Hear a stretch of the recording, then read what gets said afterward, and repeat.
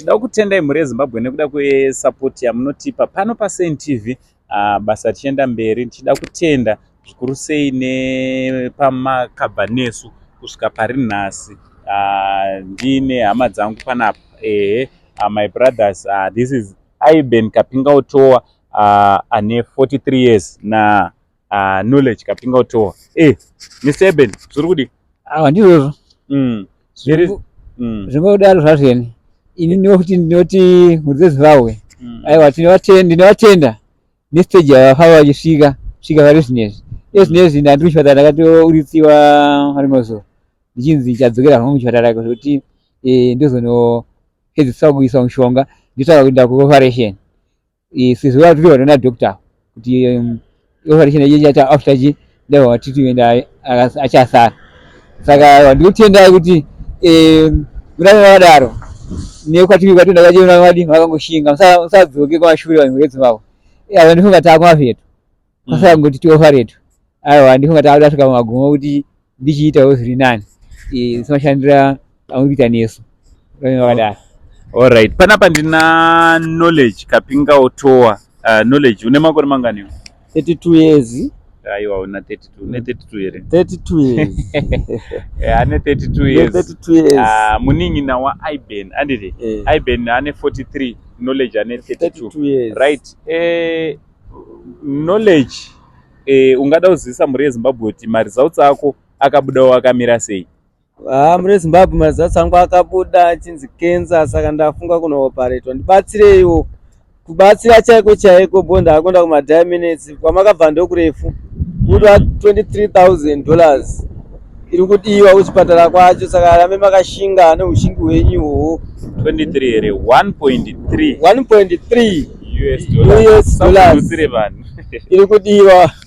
So pari kudiwa chi 1.3. So zvakamira zvakaita zvakadai uri ndinatsokutsanangurai.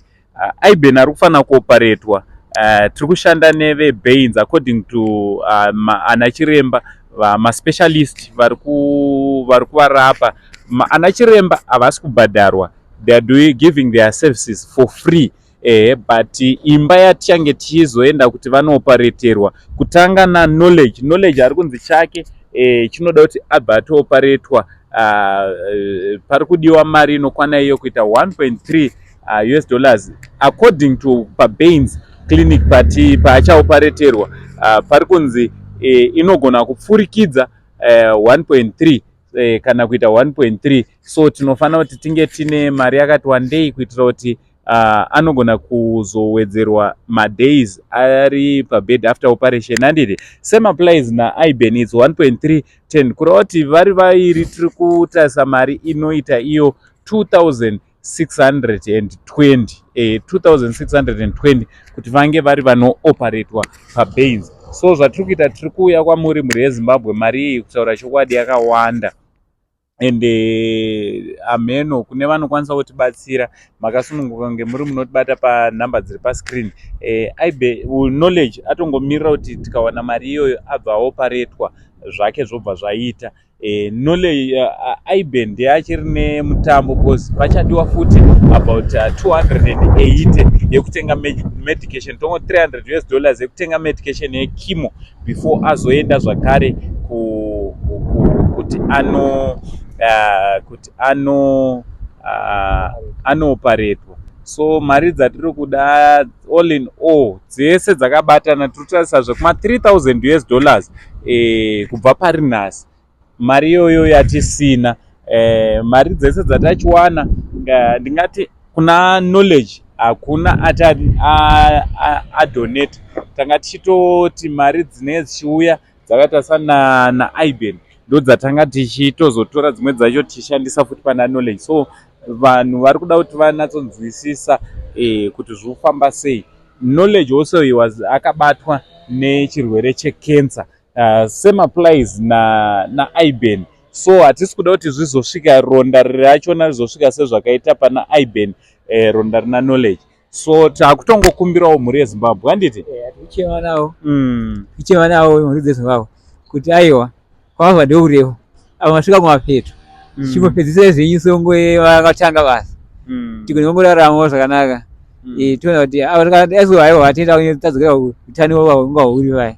Saka ndiri kuchema ndichiti aiwa musaure mwoyo kana kuti musadzokere kumashure, handimveri sekunge utanga kwanga mati maita. Ndachindikuira shingirirai mhuri yeZimbabwe kuti zviite because kwatakuenda kwakumapeto. Shingirirai mhuri yeZimbabwe, tibatsireiwo mhuri yeZimbabwe, musarege kutibatsira please. Mhuri yeZimbabwe batsirai mhuri yeZimbabwe, tiraramo upenyu hwakanaka, tisiwo vana panyika. Ndosiya vana panyika. Mukomana anochema kuti shuwa here ndofa, anogara achingondiudzawo Saka ndofa here ndisinawo kuitisiyawo mbeu panyika. So mhuri yeZimbabwe kune vanokwanisa. This is about life and death, handiti ngatibatsiranei nakapinga out our brothers to raise $3,000 kune vamwewo masocialites vanokwanisa kutibatsira kushandisawo mapage avo.